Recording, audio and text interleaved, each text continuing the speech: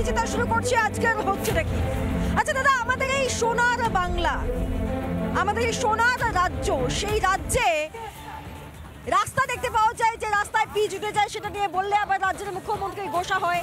আমাদের রাজ্যে ভুয়ো চিকিৎসক দেখতে পাওয়া যায়, ভুয়ো পুলিশ দেখতে পাওয়া যায়, আমাদের রাজ্যে ভুয়ো শিক্ষক দেখতে পাওয়া যায়, আমাদের রাজ্যে আর কি পাওয়া যায়? আরে ভুললে চলবে না, সামনে আবার ভোট আসছে, তো মনে রাখতে হবে তো আমাদের রাজ্যে আর কি পাওয়া যায়। দুর্ভাগ্যজনকভাবে বলতে হচ্ছে, আমাদের রাজ্যে কারে কারে বোম পাওয়া যায়, কারে কারে বিস্ফোরক পাওয়া যায়, কারে কারে বারুদ পাওয়া যায়, আগ্নেয়াস্ত্র পাওয়া যায়। আমাদের রাজ্যের মুখ্যমন্ত্রী, পুলিশ মন্ত্রী তিনি গলা উঁচু করে যখন বলেন যে সব কিছুকে বাজেয়াপ্ত করতে হবে, তারপরেও পাওয়া যায়। কোনো কিছুই কি পুলিশ জানে না? আজকে কেন এই বিষয় নিয়ে আলোচনা করছি? কারণ বীরভূমে 16 বস্তা ভর্তি জিলেটিন স্টিক পাওয়া গিয়েছে। প্রায় 6400 জিলেটিন স্টিক, মানে যা দিয়ে, যেগুলো বিস্ফোরক, যা দিয়ে বোমা ইত্যাদি তৈরি হয়, সেই বস্তু পাওয়া গিয়েছে। এবং এটা একবার নয়, এর আগে নলহাটিতে পাওয়া গিয়েছে, মোহাম্মদবাজারে পাওয়া গিয়েছে, মুর্শিদাবাদে তাকান সেখানে পাওয়া যায়, ভাঙুরে তাকান সেখানে পাওয়া যায়, উত্তর 24 পরগনা, দক্ষিণ 24 পরগনা, কোনো জায়গায় বাদ পাওয়া যায় না। বারুদ পাওয়া যায়, বোমা পাওয়া যায়, বোমা ফাটে, হয় কোনো বাচ্চার মৃত্যু হয়, নইলে আহত হয়, নতুবা 8 থেকে 80 কেউ ছাড় পায় না, একটা পরিবার নষ্ট হয়ে যায়। এর দায়িত্ব কে নেবে? আর আগে বলা হতো যে ভোটের আগে এই ধরনের ঘটনা ঘটে, আর এখন তো সারা বছর পাওয়া যায়, সারা বছর। বারুদের স্তূপ বলা হয় বীরভূমকে, যে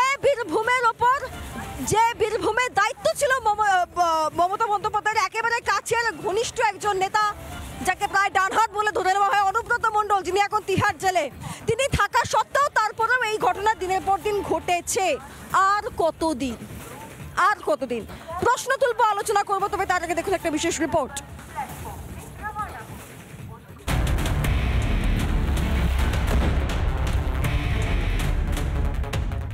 নলহাটির পর এবার রামপুরহাট।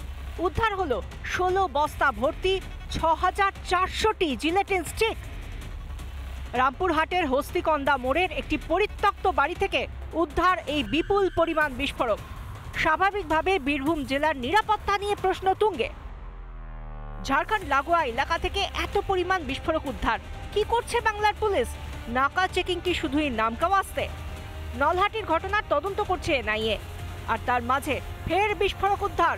কি চলছে বাংলা জুড়ে? গত 3 বছর ধরেই বিভিন্ন লিঙ্ক এবং বিভিন্নভাবে উদ্ধার হয়ে যাচ্ছে।